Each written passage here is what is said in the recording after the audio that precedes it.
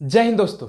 स्वागत है आपका हमारे YouTube चैनल में। आशा करते हैं आप स्वस्थ होंगे, मस्त होंगे और अपने अपने घरों में पढ़ रहे होंगे। तो जैसा कि आपको पता है कि आप हमारे शून्य बैच में जुड़ चुके हैं और शून्य बैच में हम आज एक नए एपिसोड, एक नए क्लास, एक नए मैथ्स के चैप्टर को शुरू करने जा रहे हैं और एकदम बेसिक से एडवांस की ओर चलेंगे, एकदम जीरो लेवल से सीखने का प्रयास करेंगे। इसलिए इस बैच का नाम क्या पड़ा है? तो इस बैच का नाम पड़ा है शून्य बैच। इस बैच में हम एकदम शून्य से समझने का प्रयास करेंगे और जीरो से एकदम शिखर पर समझने का प्रयास करेंगे और जीरो से शिखर पर जाएंगे। तो आशा करते हैं कि आप लोग अपनी कमर को बांधकर, कमर को कसकर आज के क्लास को शुरू करने आए होंगे और सीखने के लिए कुछ आए होंगे। चाहे वो कोई सा भी बोर्ड हो, चाहे वो UP board, CBSE board, Jharkhand board, Bihar board, कोई भी बोर्ड हो, हर एक बोर्ड में जहां हिंदी है, जहां इंग्लिश है, आज हम जो शुरू करने जा रहे हैं वो इंग्लिश में शुरू करेंगे। नहीं हिंदी रहेगा ना ही इंग्लिश रहेगा। आपको इंग्लिश वाले हैं तो आप इंग्लिश में भी आपको समझ में आएगा, आप हिंदी वाले हैं तो हिंदी में भी आपको समझ में आएगा। ठीक है, तो उस दोनों चीज में दोनों को रिलेट करके हम समझने का प्रयास करेंगे। तो चलिए बिना किसी देरी के साथ आज अपने क्लास को हम शुरू करते हैं और शुरू करके फिर उसके बाद धीरे धीरे आगे बढ़ेंगे और जानने का प्रयास कुछ करेंगे। तो सबसे पहला बात कि आपको बता दें कि आपके चैप्टर जो मैथ्स का सबसे पहला चैप्टर है आपका, उस चैप्टर का नाम है वास्तविक संख्या। क्या नाम है? वास्तविक संख्या नाम है, वास्तविक संख्या। और वास्तविक संख्या जो इंग्लिश में कहते हैं इसे रियल नंबर कहते हैं। क्या कहते हैं? रियल नंबर कहते हैं। और यही आपका सबसे पहला चैप्टर है दोस्तों। इसमें हम जानेंगे, समझेंगे, नंबरों से खेलना जानेंगे और इसमें हम कुछ यूक्लिड बाबा को जानेंगे, यूक्लिड बाबा को समझेंगे। आखिर बाबा थे कौन? आखिर समझा के हम लोग को गए कहां है? इसमें तरह तरह के उदाहरण को समझेंगे, एक्सरसाइज को सॉल्व करने का प्रयास करेंगे। तो आशा करते हैं कि आप मेरे साथ जुड़े रहेंगे और दोस्तों को भी जोड़ने का प्रयास करेंगे। और जितना ज्यादा आप इसको शेयर करिएगा उतना ज्यादा बेनिफिट होगा दूसरों को भी और हर एक व्यक्ति को बेनिफिट होगा। तो शेयर जरूर करें। शेयर करने से होगा कि बेनिफिट हर एक व्यक्तियों को पहुंचेगा और जीरो से हाई लेवल तक समझने का प्रयास करेंगे। तो चलिए, सबसे पहली बात, वास्तविक संख्या मतलब होता क्या है? रियल नंबर मतलब होता क्या है? जो एक्चुअल में जो नंबर है वो क्या कहलाती है? रियल नंबर कहलाती है, वास्तविक संख्या कहलाती है। वास्तविक संख्या कहने का मतलब जो जीरो से शुरू हो, 1 2 3 4 और इसी तरह करते करते अनंत तक चला जाए, इंफिनिटी तक चला जाए, वो क्या कहलाती है? वास्तविक संख्या कहलाती है, वो रियल नंबर कहलाती है। अब तो सब हर एक कोई को समझ में आया होगा वास्तविक संख्या क्या है। वास्तविक संख्या को शुरू करने से पहले हम इसमें एचसीएफ को जानेंगे। वास्तविक संख्या में हम एचसीएफ निकालना जानेंगे, जो आपका पहला अध्याय है, पहला का पहला पॉइंट 1 मतलब एक्सरसाइज 1.1 का अगर हम जिक्र करें तो यह आपका पूरा एचसीएफ पर डिपेंडेंट है। मौ सौ जिसे आप लोग हिंदी में कहते हैं ना, ये मौ सौ पर पूरा पूरा आधारित है। महत्तम संख्या, लघुत्तम और महत्तम का आप नाम सुने होंगे, तो ये महत्तम संख्या पर पूरी तरीका से ये पहला चैप्टर आपका आधारित है। और पहला चैप्टर में हम जानेंगे, समझने का प्रयास करेंगे। और सबसे पहली बात, अब बात आती है कि यूक्लिड, क्या मैंने बोला? यूक्लिड विभाजन, यूक्लिड विभाजन परिमेय का हम जिक्र करेंगे, परिमेय का हम जिक्र करेंगे। और यह यूक्लिड विभाजन परिमेय है क्या, इसको हम समझने का प्रयास करेंगे बच्चा। आखिर है का, आखिर कहता का है ही हमको, और एकरा हम लोग जानने का, तोड़ने का प्रयास करते। चलिए, तो आपके किताब में एक उदाहरण दिया गया है कि एक अंडा बेचने वाला व्यक्ति है और उसको किसी पागल से दोस्ती होता है और पागल कस्टमर उसके यहां आता है और रोज आते रहता है। तो एक दिन वो पागल कस्टमर क्या करता है ना, कि वो पागल उसका पूरा अंडा तोड़ देता है। मतलब दोनों में बकझक बकझक बकझक होने लगा और दोनों अंडा, सब अंडा उसका क्या कर देता है? फोड़ देता है। बोला अच्छा तुम मेरा अंडा फोड़ा, अब हम तुम्हारा कंप्लेन करेंगे सरपंच जी के सामने जाके। मतलब गांव ग्रामीण क्षेत्र है तो सरपंच जी के सामने वो चला गया और जाकर कंप्लेन कर देता है।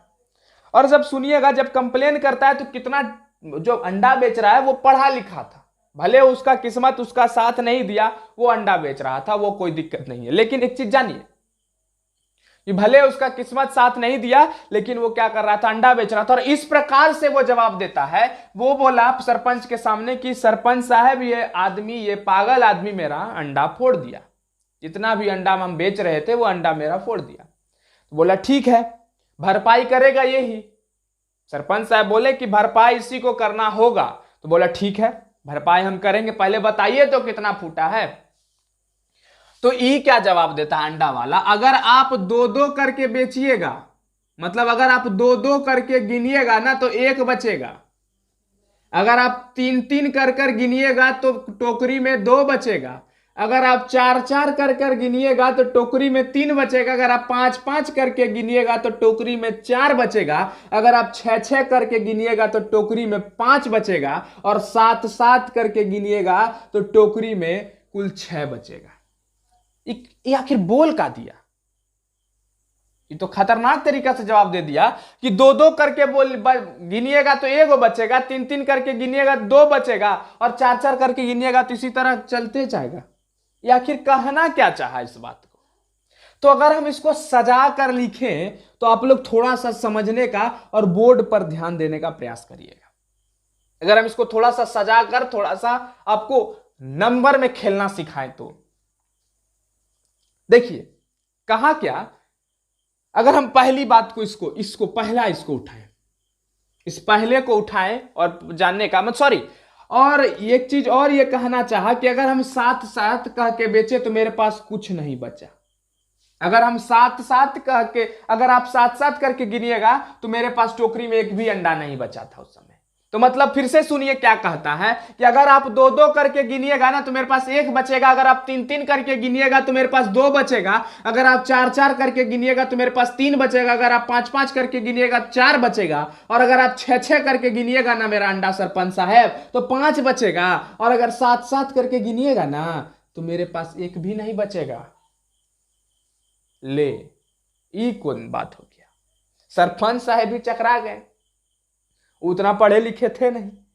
तो फिर ये क्या किया, वो कॉपी किताब लेके आया, जो अंडा बेचने वाला था वो कॉपी किताब लेके आया और समझाया, देखिए सरपंच साहब इस चीज को इस सात सात करके जो अगर हम फोड़ा मेरा अंडा, अगर सात सात करके गिनिएगा ना मेरा अंडा तो मेरा टोकरी में एक भी नहीं बचा। तो इस चीज को आप उठाइए सरपंच साहब और यहां पर लेके आइए और कॉपी किताब में गिनिए, देखिए क्या होता है। अगर हम, सरपंच साहब इस चीज को देखिए, अगर हम ए मान ले कोई एक संख्या है जो मेरा वास्तविक संख्या है, कोई वास्तविक संख्या मान लेते हैं सरपंच साहब, जो मेरा वास्तविक संख्या है, जितना मेरा वास्तविक अंडा फूटा है वो ए है। क्या है? ए है। अगर हम मान लें कि ए कोई वास्तविक संख्या है और ए कोई ऐसा एक वास्तविक संख्या है जो मेरा सरपंच साहब अंडा फूटा है, इस चीज को ध्यान रखिएगा। अच्छा, तो ए बराबर बी क्यू प्लस आर। ले, ये क्या बोल दिए सरपंच साहब कोई अंडा बेचने वाला? तो ये बोलता है कि अगर ए मेरा कोई संख्या है सरपंच साहब और सात सात करके अगर हम गिने तो सात क्यू, और बचा मेरे पास अंडा कितना सरपंच साहब? 0। तो अगर आप इसको सॉल्व कर दीजिएगा सरपंच साहब तो उतना ही मेरा अंडा फूटा है, जितना आप ध्यान लगाइएगा, इतना ही मेरा अंडा फूटा है। इस चीज को देखिए सरपंच साहब। फिर अगर हम इस चीज को देखें, छह वाला गिने, तो मान लीजिए यहां पर क्यू क्या है? क्यू भी एक प्राकृतिक संख्या है, कोई क्यू क्या है? कोई एक प्राकृत संख्या है। अगर आप छह करके गिनिए सरपंच साहब, चलिए छह करके गिनते हैं, तो ए बराबर 6Q, अब प्लस बचा कितना मेरे पास अंडा? मेरे पास अंडा बचा 5। तो मतलब हम छह करके गिने तो अंडा क्या को बचा? 5 बचा। ले, वाह। तो क्यू क्या है? यहां क्यू एक प्राकृतिक संख्या है, तो इसका मतलब अगर हम सब चीज से कैलकुलेट करके सरपंच साहब करें तो मेरा जितना वास्तविक अंडा फूटा था वो आप बता दीजिएगा आसानी से, है कि नहीं? आप मेरा वो बता दीजिएगा कि नहीं, जितना मेरा सब करके फूटा था। तो हाँ, हम बता सकते हैं। कौन बोला? सरपंच साहब तो बोले हम नहीं बता सकते हैं, लेकिन हम ये बता सकते हैं कि कितना अंडा फूटा था। तो वो सरपंच साहब भी थोड़ा मोड़ा पढ़े लिखे थे और सरपंच साहब क्या करते हैं, वो यूक्लिड विभाजन परिमेय का उपयोग करते हैं। और यूक्लिड विभाजन परिमेय हमको एक चीज बताता है, और वो बताता है कि अगर कोई संख्या दो संख्या है तो उस दोनों संख्या का जो HCF होगा वही उसका वास्तविक संख्या होगा। तो इस दोनों संख्या का वास्तविक संख्या हम लोग को निकालना सीखना होगा और यूक्लिड विभाजन परिमेय को हमको जानना होगा। क्या जानना होगा? यूक्लिड विभाजन परिमेय को समझना होगा। अब यूक्लिड विभाजन परिमेय क्या है, इस चीज को समझना होगा। तो यूक्लिड विभाजन परिमेय को हम इंग्लिश में कहते हैं यूक्लिड डिवीजन लेमा। क्या कहते हैं? यूक्लिड डिवीजन लेमा कहते हैं, और हिंदी में कहते हैं यूक्लिड विभाजन परिमेय कहते हैं। क्या कहते हैं? यूक्लिड विभाजन परिमेय कहते हैं। तो इस चीज को ध्यान रखना है और चलिए समझते हैं। देखिए, कहना है ये यूक्लिड डिवीजन लेमा का कि अगर कोई वास्तविक संख्या है तो a बराबर BQ प्लस R होगा। a बराबर BQ प्लस R होगा, जहां R जो है क्या है? R शेषफल है। R क्या है? R जो है शेषफल है। आप बोलिएगा ये चीज हमको समझ में नहीं आ रहा है, तो चलिए देखते हैं, एक उदाहरण लेते हैं। और R जो है बच्चा वो 0 से बड़ा होगा। R जो है 0 से बड़ा होगा, इस चीज को याद रखना है। और B से क्या होगा? छोटा होगा। 0 से बड़ा या बराबर होगा और B से क्या होगा? छोटा होगा। तो इस चीज को अपने दिमाग में स्टोर करके रख लेना है। मान लीजिए आपके पास कोई संख्या है 10 और 3। क्या है? 10 और 3 कोई संख्या है। तो अगर मैं आपको बोलूं तो इसको आप दोनों को भाग दीजिए, तो दोनों में से बड़ा कौन है? तो बड़ा 10 है, तो 10 को हम 3 से भाग देंगे। तो हम भाग क्या दिए? 10 को 3 से, तो 3 तिया 9 और बचा यहां पर कितना? 1। चलिए, इतना दूर तक तो आप लोग को समझ में आया होगा। तो अब देखिए, ये B क्या है? भागफल है। क्या है? जिस चीज को हम भागफल कहते हैं। क्या कहते हैं? भागफल कहते हैं। भागफल मतलब ये डिवाइडेंट कहते हैं। क्या कहते हैं? इंग्लिश में डिवाइडेंट कहते हैं। ठीक है। और इसको कहते हैं भाज्य कहते हैं। क्या कहते हैं? भाज्य मतलब होता है क्वोशिएंट कहते हैं। क्या कहते हैं? इंग्लिश में इसे क्वोशिएंट कहते हैं। और इसे कहते हैं रिमाइंडर। क्या कहते हैं बच्चा? इसे कहते हैं रिमाइंडर कहते हैं। और इसके मतलब तो 10 का मतलब तो आप लोगों को पता ही होगा, इसको कहते हैं डिवीजर। क्या कहते हैं? डिवीजर कहते हैं। तो इस चीज को दिमाग में रखना। आप देखिए बात को, आप हम समझाने का क्या प्रयास कर रहे हैं। तो हम देखें तो हम किससे भाग दिए? हम 10 को 3 से भाग दिए। तो A हमारा क्या होगा? 10, और B हमारा क्या होगा? 3, और Q जो क्वोशिएंट है, जो भाज्य है, वो कितना होगा? 3, क्योंकि 3 को 3 से भाग दिए, और शेषफल कितना है हमारा? 1 है। तो इस चीज को ध्यान में रखना है, और यही है Euclid division lemma. Euclid division lemma कहने का मतलब हुआ जिस चीज को आप सुसज्जित रूप से लिख सके और प्रकट कर सके, वो क्या कहलाती है? वो यूक्लिड डिवीजन लेमा कहलाती है। वो क्या कहलाती है? यूक्लिड डिवीजन लेमा कहलाती है। इस चीज को याद रखना है। तो फिर से मैं आपको दोहरा दूं, तो 10 और 3 का अगर हम डायरेक्ट बोलते निकालने के लिए, तो 10 बराबर आप क्या लिखते हैं? 3 गुने 3 प्लस 1 लिखते कि नहीं लिखते? फिर वहां पर 3 को पकड़िए आप, 3 बराबर 3 गुने 1 प्लस 0, और जहां पर 0 आ जाए, जो ये होगा वही इसका HCF होगा। तो इस दोनों का HCF क्या कहलाएगा? 3 कहलाएगा। इस चीज को याद रखना है बच्चा। 10 और 3 का HCF जो 900 होगा वो क्या कहलाएगा? 3 होगा। तो ये कोई लॉन्ग डिवीजन मेथड नहीं है, ये लंबा भागफल देने वाला नहीं है कि हम लंबा तरीका से भाग दे रहे, वो सब नहीं है। बस यही है यूक्लिड डिवीजन लेमा। अभी बड़ा ये तो 10 3 था, बड़ा संख्या का हम तुरंत ये निकालेंगे, HCF निकालेंगे। तो वो सब चीज को हम जानेंगे, समझने का प्रयास करेंगे। ठीक है, तो जल्दी से इसे अपने कॉपी में आप लोग नोट डाउन कर लें, फिर हम आगे की ओर चलते हैं और आगे जानने का हम प्रयास करते हैं। हाँ, तो अब हम चलते हैं, एक और उदाहरण को लेते हैं और अच्छे से समझने का प्रयास करिएगा बच्चा लोग। बोल रहा है कि 12,576 12,576 और 40,52, इस दोनों में से इस दोनों का एलसीएम हमको निकाल के बताइए। क्या करिए? 12,576 और 40,52 का एलसीएम हमें निकाल कर बताइए आप आसानी से। ठीक है, तो चलिए हम देखने का प्रयास करते हैं।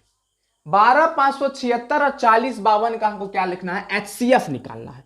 एचसीएफ कहने का मतलब मौ निकालना है, ठीक है, महत्तम संख्या जो मैक्सिमम संख्या होगा वो निकालना है। तो चलिए देखते हैं, हम यूक्लिड डिवीजन लेमा का प्रयोग करेंगे, यूक्लिड विभाजन लेमा का हम प्रयोग करेंगे। देखिए यूक्लिड विभाजन अगर लेमा का हम प्रयोग करते हैं तो 12,576 को यूक्लिड डिवीजन लेमा हमें क्या बोलता है, ए बराबर बी क्यू प्लस आर कहता है। क्या कहता है, ए बराबर बी क्यू प्लस आर, जहां आर जो है वो बी से बड़ा नहीं होगा और जीरो के बराबर या छोटा हो सकता है, जीरो से बड़ा हो सकता है या तो बराबर हो सकता है, ठीक है। आर क्या है, शेषफल है, बी क्या है, बी हमारा क्वोशिएंट है, और ए हमारा क्या है, डिवीजर है, मतलब वही सब है। तो अच्छा पहले एक चीज हमको देखना है, तो 12,576 और 40,52 में बड़ा कौन सा है। तो हम देख रहे हैं 12,576 में 40, मतलब 40,52 और 12,576 में 12,576 क्या है, बड़ा है। तो हम क्या करते हैं, 12,576 बराबर ले लेते हैं, इस चीज में लेके आते हैं 40,52, ठीक है। अब 40,52 को हम कितने संख्या से गुना करें जो कि इससे बड़ा ना हो जाए, इससे बड़ा ना हो जाए। तो 40,52 को अगर 4 से गुना करेंगे तो यही देख लेते हैं, 4 चौके 16 हो जाएगा, 16 इससे पार हो जाएगा। तो हम क्या करते हैं, 3 से इसको गुना करते हैं। तो 40,52 को अगर हम 3 से गुना किए तो कितना हुआ, 3 2 जा 6, 3 दूनी 6, 3 5 15, हाथ में 1, 3 0 जा 0, 1 3 चौके 12, 156, और ऊपर है हमारे पास कितना है, 12,576 है। तो 12,576, 6 0, यहाँ 2, यहाँ 4, ठीक है, 4 ही ना बचा। तो अगर हम देखें तो 12,576 तो हमारा कितना आ गया, ये हमारा कितना आ गया, 40,52 इंटू 3 किया तो हमारा कितना हुआ, ये 420 हुआ। कितना हुआ, 420। अब हमको क्या करना है, इस 420 को आप जो है इस देखिएगा क्या क्या करते हैं, ये 440,52 को पकड़ना है, फिर यहां पर लिख देना है। क्या करना है, 40,52 को पकड़ना है चुपचाप, इसको फिर यहां पर लिख दीजिए। और जो भागफल है, भागफल जो आया हमारा, शेषफल जो आया ये 420 को हम फिर गुना कर देंगे। तो 420 को हम किसके साथ आखिर गुना करें जो कि हमारा जो इसका मैक्सिमम संख्या पर ये पहुंच जाए और इससे बड़ा भी ना हो।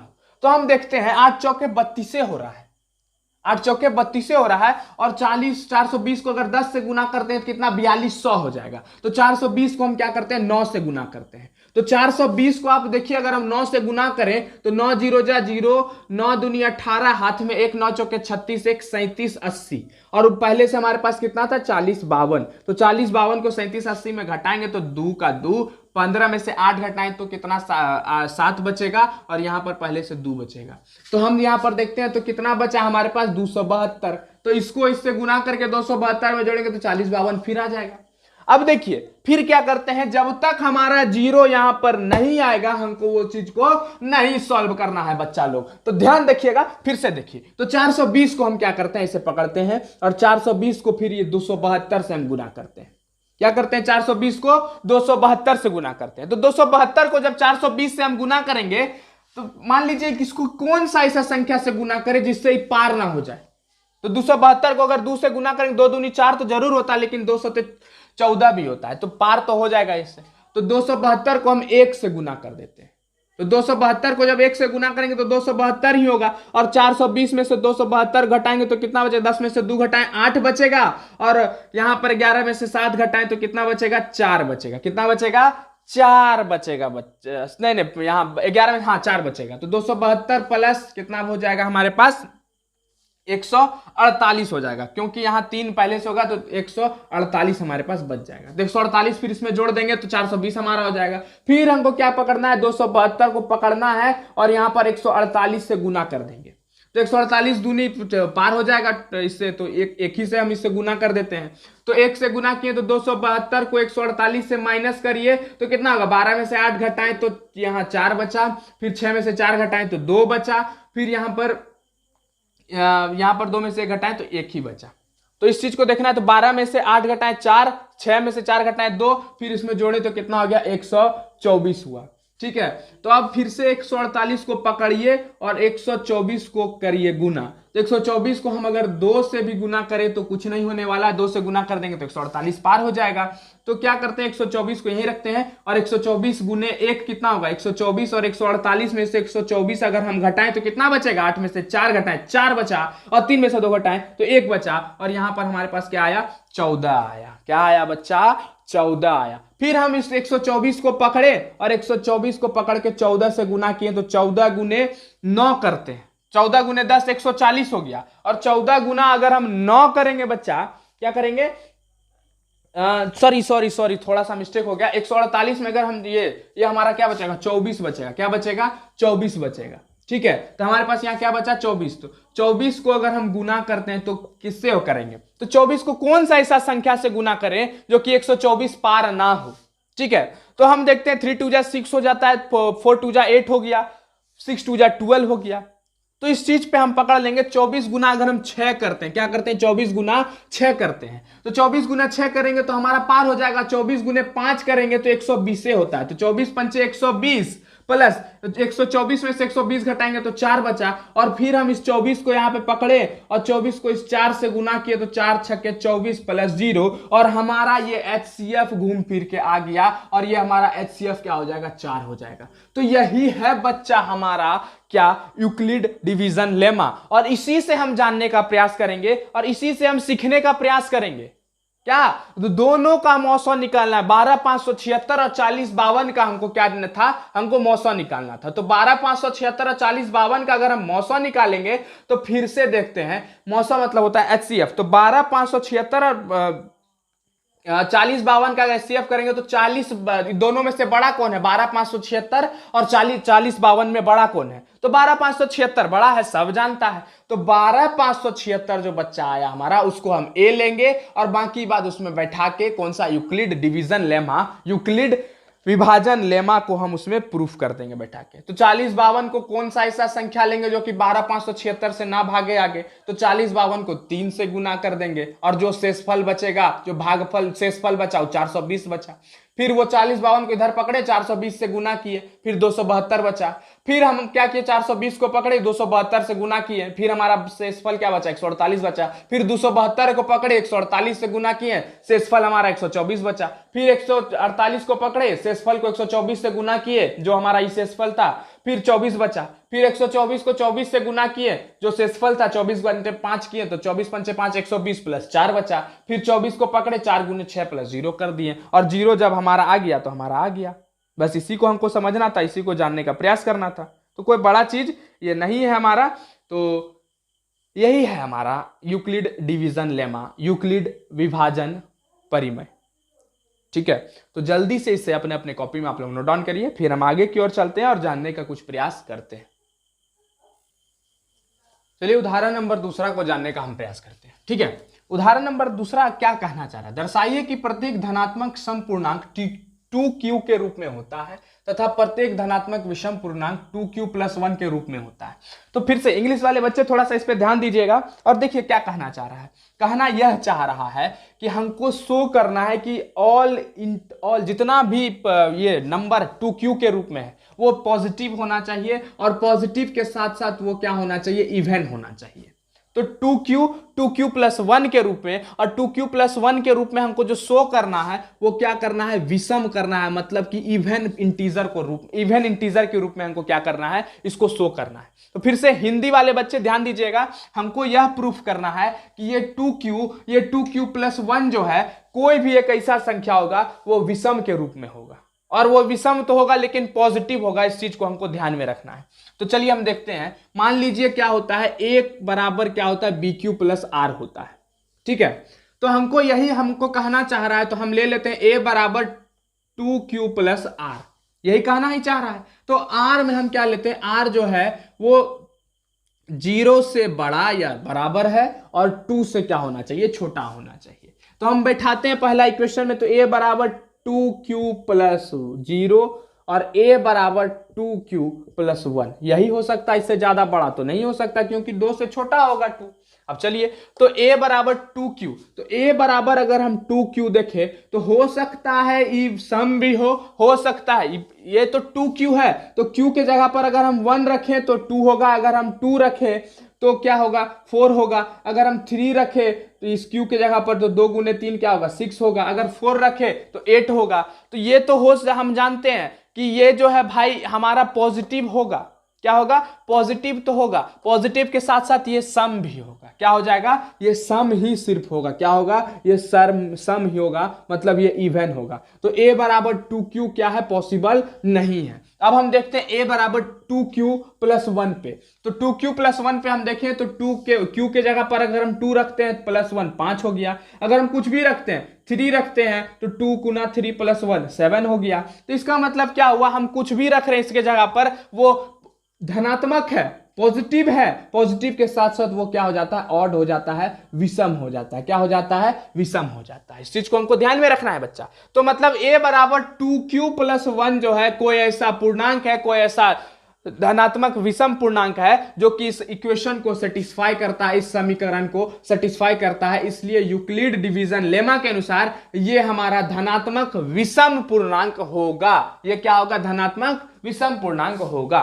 तो इसी के साथ हम आज अपने क्लास को यहीं पर रखते हैं और आपका होमवर्क आज का ये रहेगा कि एक्सरसाइज 1.1 को अच्छे से बना कर आना है, क्योंकि एक्सरसाइज 1.1 पूरा इसी पर आधारित है। अगर नहीं समझ में आया तो कमेंट जरूर करें, फिर हम आगे और समझाने का अच्छे से प्रयास करेंगे। तो चलिए आशा करते हैं आज का सेशन आपको समझ में आया होगा। तब तक के लिए धन्यवाद। जय हिंद।